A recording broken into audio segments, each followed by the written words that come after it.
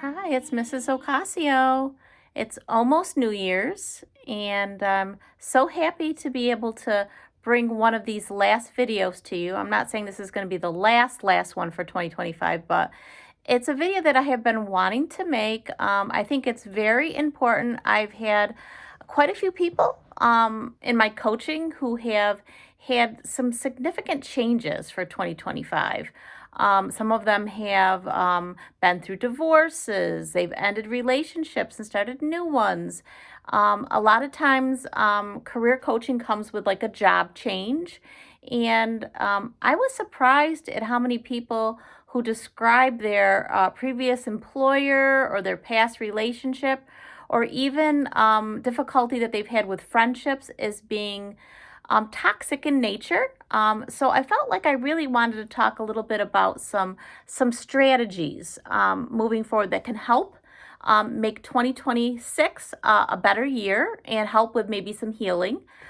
So here are some of the ideas that I had about helping heal and recover from this type of a toxic type situation. Okay, so many people, the reason why they're here and listening to me is that they're looking for closure. I think as human beings that care about other people and ourselves, many times when we've been through something like this, we're looking for some type of a closure. So if we move up on from a job or a relationship, whether it's toxic or not, there's a grieving process, okay? So consider writing a goodbye letter to your previous employer or relationship or friendship to try to have closure. Sometimes the way that they treated you is closure enough. And you're actually, if you're expecting an apology or for someone to see that they really hurt you or that they're being unkind or unjust, the best thing that you can do is acknowledge it yourself and provide yourself closure. Actually, your gift for the season could actually be finding closure for this type of relationship. So this might involve, like I said, writing a goodbye letter or doing a journal that's directed at your feelings toward the situation. Of course, you don't have to send it. In a lot of cases, I would advise you not to send it, even though I don't give advice for coaching, but I would be mindful of that, especially if it's like an employer or a professional relationship that you had. But you could delete your pictures, your email conversations, shred things, and actually, here's my handy dandy candle that might represent, there's some things that might have been so toxic and tragic that you feel like you might want to burn it. Burn, baby, burn. And then take advantage of your emotional support dog like Zoe, who's up here while I'm making the video, and give her a hug and get some comfort from that. But this should help you have some closure to your relationship and give you a release and make it easy for you to move past that and even move on. Okay. So another thing that's important is to realize what you have control over and what you don't have control over. You really don't have control over other people, what they say, what they do, what they think. Maybe somebody treated you poorly or an organization treated you poorly, and you're worried about what other people are going to think. The people that you used to work with, your coworkers, your friends in a circle. If you're going through divorce, you might be, worrying about losing friends that you both had. That is very normal, but take control of what you can. Many of the people that I work with, they're fully capable of making new friends. And, it's important that they realize that nobody deserves unfair treatment. Nobody deserves what they experienced. And you shouldn't feel shame for what you've gone through. And rebuilding your confidence could be giving yourself some compassion, self-compassion. Sometimes if you knew now what you knew then, you wouldn't have made certain choices or formed different relationships. But, taking some constructive actions towards not repeating old patterns, that would be helpful. But let go of what you can and think about there's just some things that you might not have had control over. And also moving forward in different relationships, or, if you find something else that might be like your dream job, or you move to a different neighborhood, be mindful whenever you've gone through like traumatic events that you have to plan to have triggers. Hold on. Okay. So where were we? We were talking about triggers, okay? So we're all human, and it would be safe to say that some of the things that may have happened to you might have caused some triggers, okay? And that's perfectly normal. And what would be not good is if we just believe that we were okay and that that we're not going to have any triggers, and we don't plan for people to do things that remind of us certain situations, or that in our relationships that things might come up that remind you of other things that we've been through. We don't want that to happen. So if you can help with some self-awareness and realize what could come up and try to plan for that, it's a strategy that should help with emotional regulation if you do encounter something that could be a trigger for you in your next situation. And here's another thing. We want to make sure that we are thinking about the positive things that we might have experienced in a past relationship.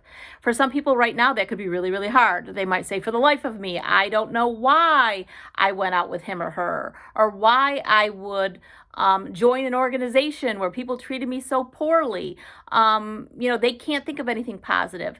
But, if you try to reflect on maybe an experience that was actually enjoyable. Maybe you went on a trip with this particular person and visited a new place, and that was a nice experience. Maybe you tried new foods. Maybe you learned new skills in your previous job. Maybe you did meet some good people and tried to stretch yourself a little bit. Try to think of what could be the positive moments, and try spending maybe 10 minutes a day thinking about building your confidence of the good things that came out of your relationship or that job. And I'm sure that you could come up with something, and this helps think about the positive moments and savor those and move on with confidence. And the next thing, if I can find it, which is very important, I want to give you the gift of this holiday season is this. I want to give you the gift of time. Don't rush this. These things take time. It is difficult to recover from something that's toxic. It's actually a grieving process, and recovering from loss definitely takes time. So it takes time to recover because it takes courage to make changes.